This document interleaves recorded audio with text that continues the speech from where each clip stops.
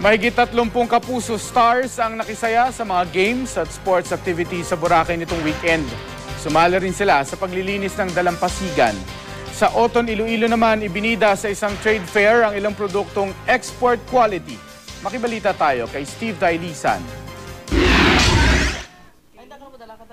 Organic muscovado, banana chips at kending gawa sa luya. Ilan lang ang mga ito sa mga produktong pang-export ang quality na ibinida sa Panay Fair Trade Center sa Oton, Iloilo.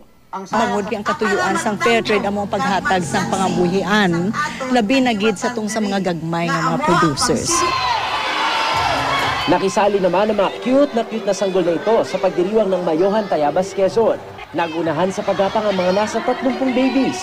Ang mga magulang, kanya-kanyang gimmick para gumapang na mabilis ang mga anak nila. Bahagi ito ng breastfeeding at maternal child health care campaign.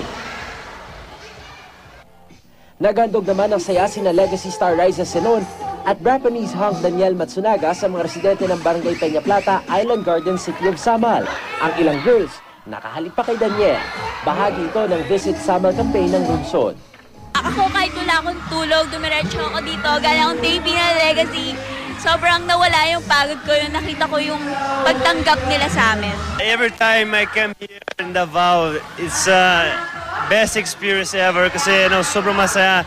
Everybody's trying to join, everybody's screaming, and it really makes me happy. Nagpasiklaban naman sa beach games sa Boracay ang ilang Kapuso stars. Pero di lang summer fun ang pinunta nila roon. Nakiisa rin sila sa Kapuso ng Kalikasan Cleanup Drive. Katuwang dito ang DNR at ilang pang government agencies. Steve Dailisan, GMA News.